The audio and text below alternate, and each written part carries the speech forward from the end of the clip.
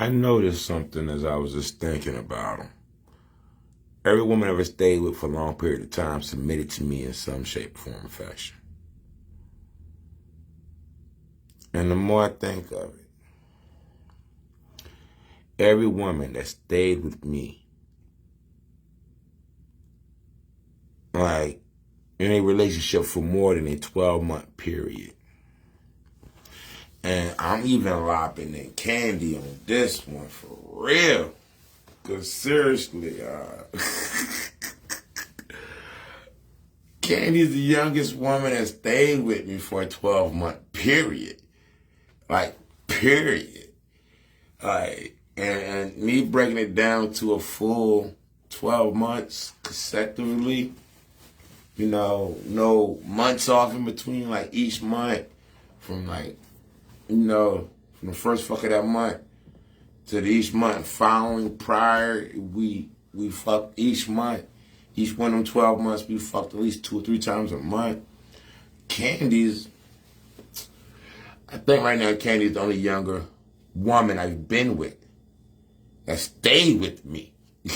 Yeah, for real. Like, for real, for a whole 12 months straight in a row. Okay.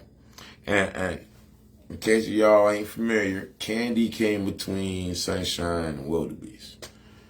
Okay. I really don't mention or say much about Kandy. But in this video, I got to start, real talk, off top, with Kandy.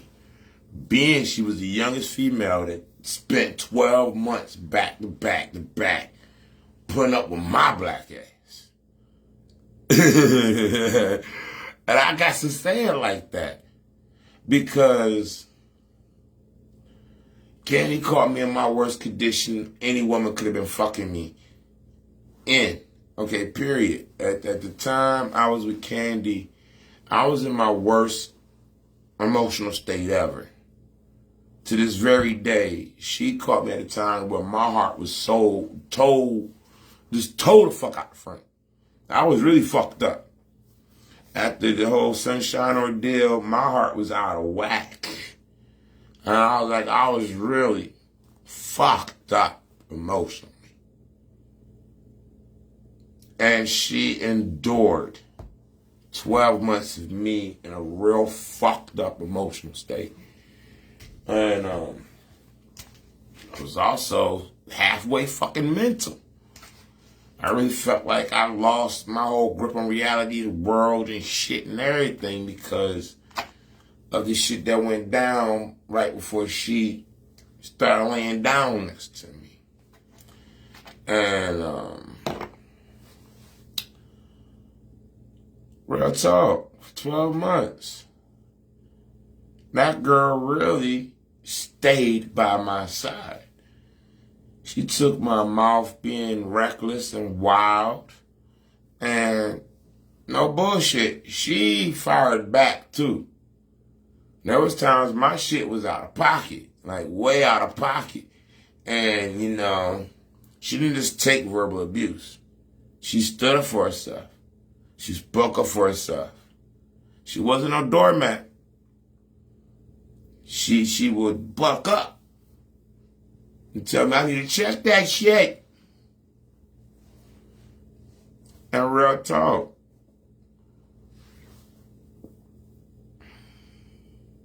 she submitted to me in many ways. She didn't just submit her body to me, but she submitted her heart to me. There was times she even opened up her mind. And yo, real talk, Kandy had a beautiful mind. She just don't share with anybody. She had a beautiful heart. She don't just open it up to any and everybody. I know because of the shit I've been through with her. She didn't just throw it in my lap. Her head nor her heart. And that pussy she did. But she was feeling me before she was really fucking me.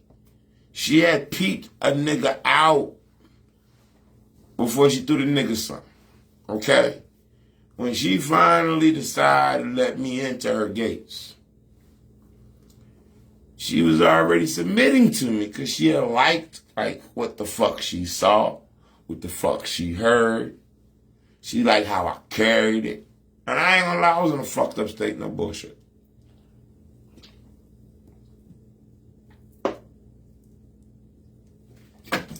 If I'm not mistaken, she was like a year or two younger than me. Maybe 3 at the most, if I'm remembering correctly. But she saw a diamond in the rough, and she tried her best to get all the dirt and grime off of it and start polishing it.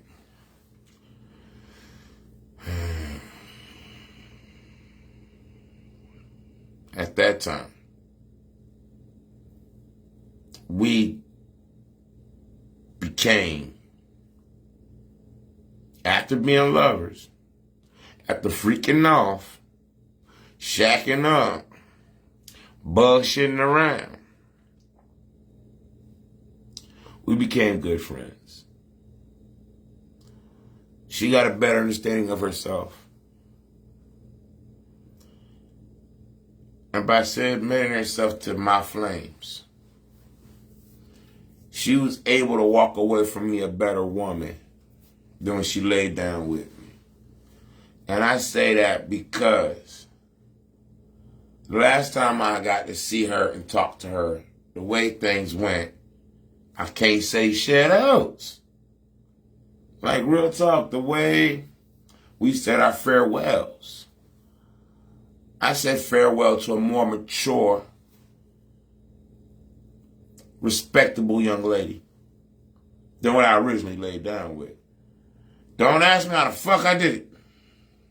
Don't ask me.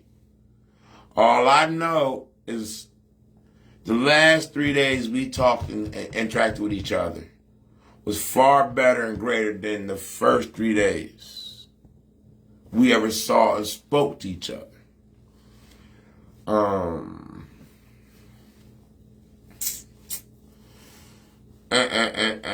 with that said, because like real talk, I really can't go no further than what been said thus far, because I'm going to be real about it. At that time, I was really fucked up.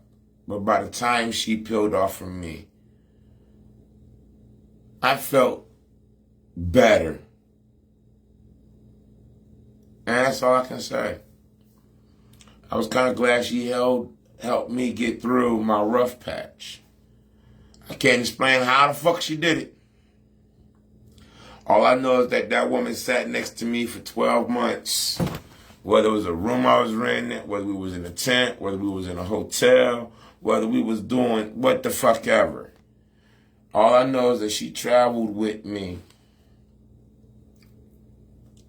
She lived with me. She talked to, with me. She listened to and with me. We grew up a great deal in a short period of time. Both of us became more prepared to move to the next stage of our life. I wouldn't mind seeing that again. But if I don't, she'll always have a little spot in my heart. Because when my heart had to rebuild, and this is before the wildebeest, she actually did put in a lot of time and effort. And some super glue. And she tried her best to help me piece the heart together. And she ended up out of the deal with a good friend. Man, I got the husband she wanted, but she got a good friend. I ended up with a good friend. Good looking friend at that, too. Kandy won't ugly. Kandy won't ugly. So I ended up with a good looking friend. I ain't gonna bullshit you, Kandy won't ugly. I got to see her in her true natural form. She was nothing ugly. If you don't like the plus size women, don't look at her. It's that simple. She was full figured and fully woman. And I got to fully enjoy her beauty. Not just her body, but the beauty she had in her heart, the beauty of her mind, and the beauty of her spirit. I really did enjoy the time I had with her in hindsight more than I did at the time. But I do appreciate how she allowed me to pull it back together, I should say. So by the time the wildebeest came around and started sitting on a nigga, you know, grating at the young girl like, he mine, man.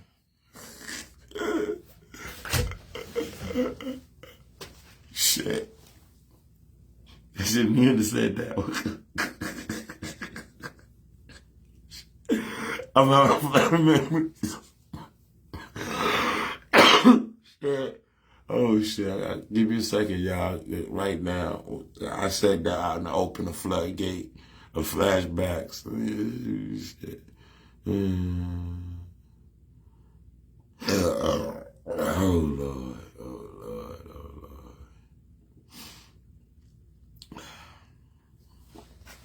But real talk. Since I went ahead and moved into the next one. I can't believe that's the same chick that's gonna tell me I became her favorite preacher. She liked the way I preach, and I won't even try to preach. But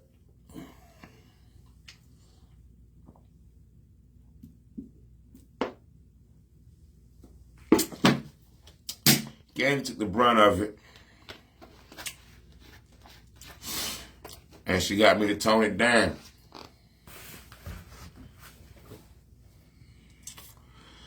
Kandy really caught a lot of heat off of me from Sunshine.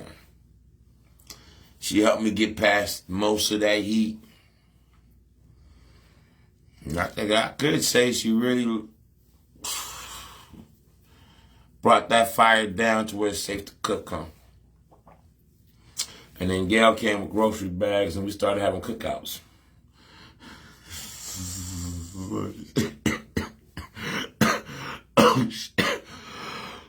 I'm sorry, y'all. It's fucking with me because, like, the imagery in itself,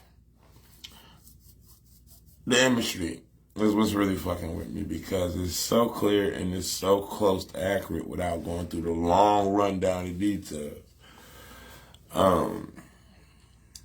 But real talk, with that opening, Gail submitted to my structure when I thought I had no structure. Gail started to settle into a system when I thought I had no system.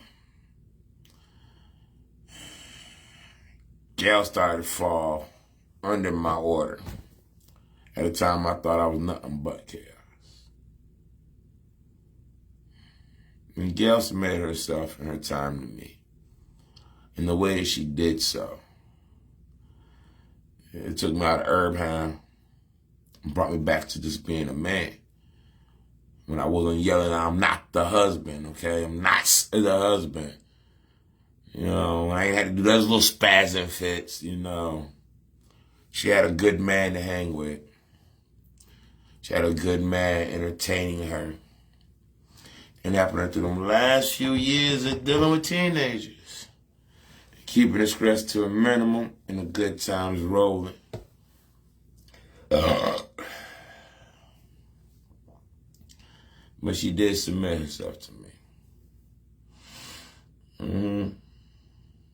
Now, I do have to roll back to before Kandy to get to Sunshine. And real talk, believe it or not, Sunshine even submitted to me. And, you know, I thought I was being overly passive just to keep her around me. But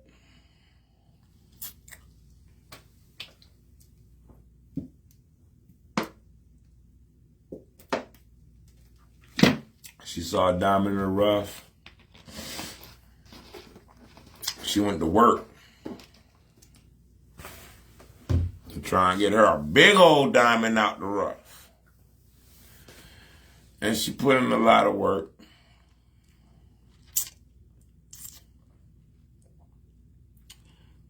Yeah. Even though I was a simp most of the time. Those times when I chose not to be a simp. I chose to stand as a man. She submitted to me. She stood as my woman beside me. She brought the best man that I could be out of me before I even realized that he was within me. And then she hauled ass from that nigga. She pulled out a little bit more than she bargained for. And also, she made it very clear I needed someone to grow with.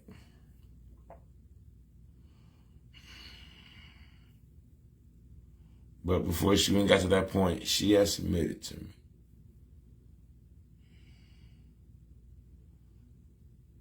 I wasn't always in charge, and I wasn't always following orders. The three I done covered so far, all three were partnerships. I was never, ever anyone's little pet nigga. Never one of them was ever my little playthings. Each one, I treated them as a person. They respected me as a person. Now, of course, we gotta get into Bonita.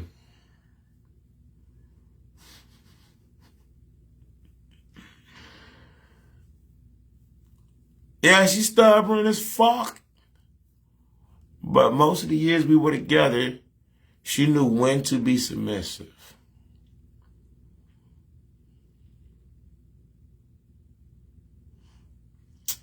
And that's why we had so much more success than the previous situations.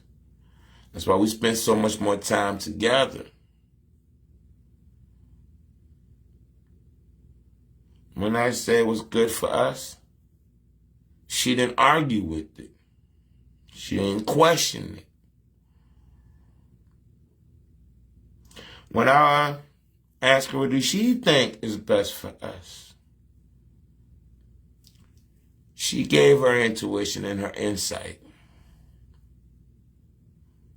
When we had to make decisions as one, we both contribute to the process.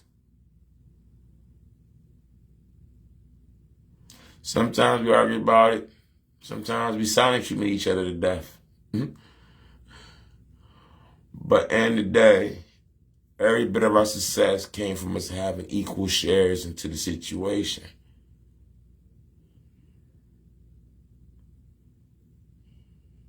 I did what a man's supposed to do. She's done what a woman's supposed to do. Be respectful of their partner and considerate of their partner.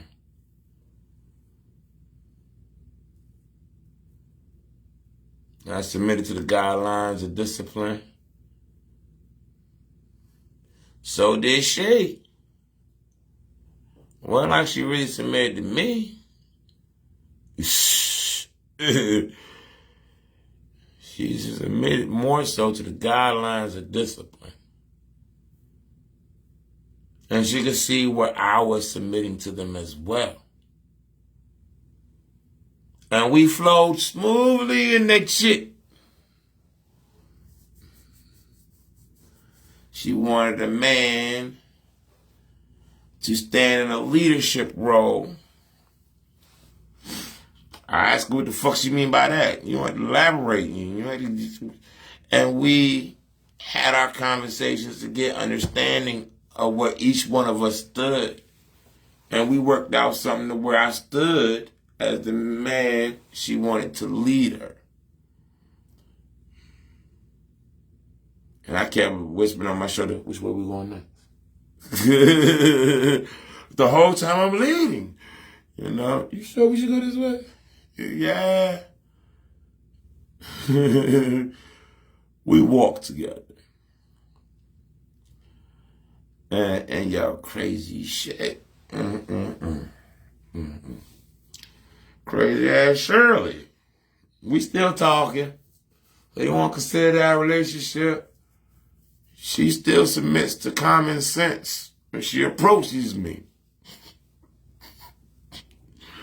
Yeah, that's my angel. We ain't really, it don't really count as a romantic relationship. It don't. It don't. I mean, it really, there's not a romance. There's a platonic relationship. And we respect each other's boundaries and limitations. We're more concerned about keeping clear communication in the friendship there. That's enough said. She submitted to what I wanted. Point blank. I submitted to what she needed. Every now and then she needs somebody to laugh and joke with. Shit. Every now and then I need to hear a woman's voice. Smile and giggle. And she be throwing in some pearls in there too. Sometimes she actually answer a question without diverting you. But yo, real talk. That's my angel. She cool. She cool. Like, real talk. She cool.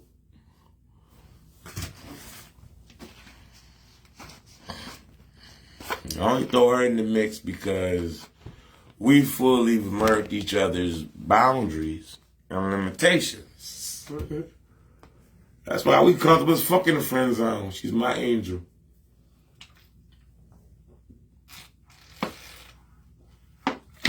I go through all of this just to give a heads up to any woman that want to sleep with me. You cannot tell me you want my body, but you're not going to submit to the guidelines of discipline that I submit to. Like, I believe in God of the history of our learning years, basic instructions before leaving Earth. That character described as Elohim in that book, in that literary context. Yo, you can't submit to that though. From the Genesis to the Revelations and all the laws in the first 5 books and how they could clarify and explain how you get to go by them. Hey, don't even ask me for sex. Shit. I've been out in the wild trying to bring in more sheep into the flock. I'm not going to go out in the wild and just be stuck with some little nymph in the wilderness.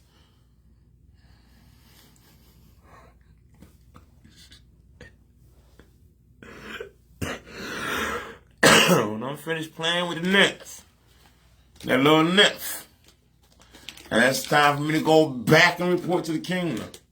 She bringing her ass with me. I'm not going to stay out in the wilderness, just fulfilling her desires, and not go back in when it's time to report it. I'm trying to bring them back to the flock.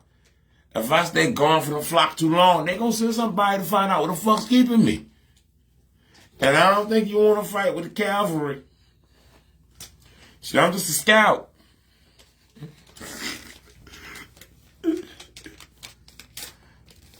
We'll find out real quick if the God you serve is the same God as the one I serve. If you gotta send a couple of angels to come pull me out the wilderness because I'm too wrapped up in the nymph, we gonna find out real quick when they find me.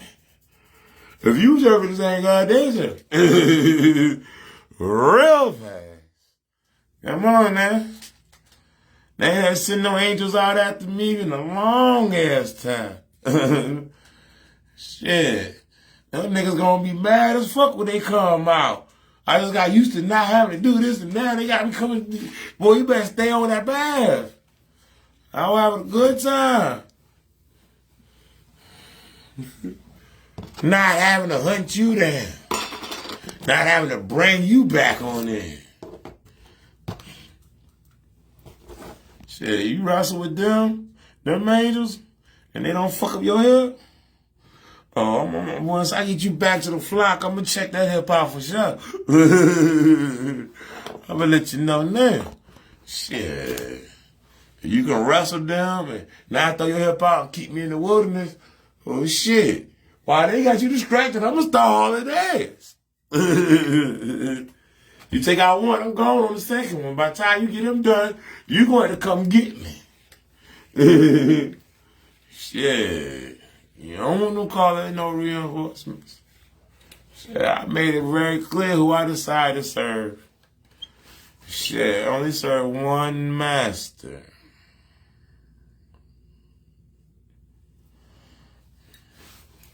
You can't distract me from working for that nigga. Shit. I'm only here because I made that pledge. Just because I made that alliance. Just because I allied myself with that faction. It's the only reason why I'm allowed to go around doing what I do when I do what I do. If I ain't putting in work for him, I get to enjoy my free time.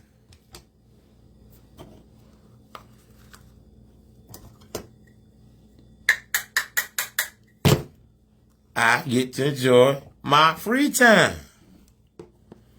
Shit. I think I'm going to give up my favorite hobby. Only thing I can really enjoy besides music and computers. This is the only thing naturally that don't require any man-made things. This is what keeps me in tune with my natural and my spiritual. I'm supposed to get this up.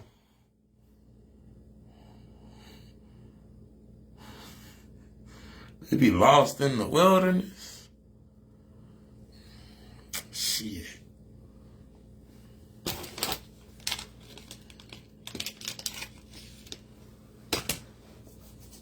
I tell you, man, some people say these things to see how you react to it.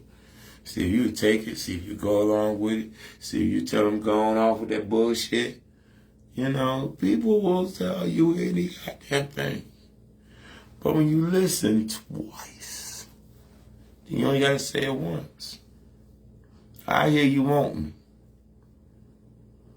But according to the history of our learning years, basic inscriptions before leaving Earth,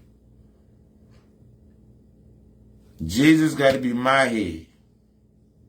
And you want me to be with you? You need to get your head together and understand where my head is focused and going. It can't divert from that purpose, that mission I was given. Period. You know, my priority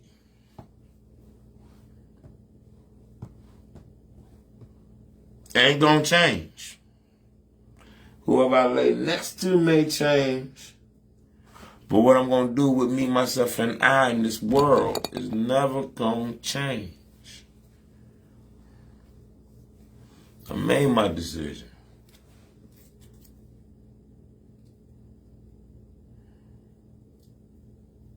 Whether I get kids or not, there's things I must do while I walk amongst the living. I can't have nothing preventing me or distracting me from that purpose I must walk in. I'm fighting it hard enough by my damn self. I know what I gotta do. It ain't easy. Don't nobody else wanna fucking do it. Shit, that's why I feel like somebody gotta do it, and ain't nobody else gonna do it. Now if I can do it, I'm gonna get it done. That's just it. There's a lot of issues in today's world that need to be resolved. Like addiction. Okay? Whether it's drug addiction, food addiction, video game addiction, sexual addiction, addiction to money. A lot of things people can be addicted to. People can even be addicted to their jobs. There's some people that be in jobs like 2-3 decades. I think that's just good being responsible, though. Until it's time to get a retirement, then they got to start facing, you might be addicted to that shit you've been doing all them decades. Especially when you don't want to retire and you be having all these emotional issues because there's no way of getting out of having to retire. You know? Having a job is an addiction. Anything you put first before what God said you're supposed to do, before that purpose God put in you, when your job, sex, drugs, and food prevent you from being what God put you here to be, that's when it becomes sin. When the clothes you got to wear, and the house you got to live in, the car you got to drive, be more important than serving the Lord. With that money you could have spent on something that'll cover your body and cover 5-10 more bodies. Could have got the bus pass and got to more places to help more people than always getting that gas money and whipping it real hard. Sometimes, being in the shelter, you can help other people than being hidden in your own luxurious prison. I want to make these points clear. You can be addicted to the way of this world. And in your little free time, you done serving your other master, you can claim you believe in the creator of the universe and have time to do some filthy rags for him. Just want to make myself clear. Just want to make myself clear. The way I see it, the way I feel about it.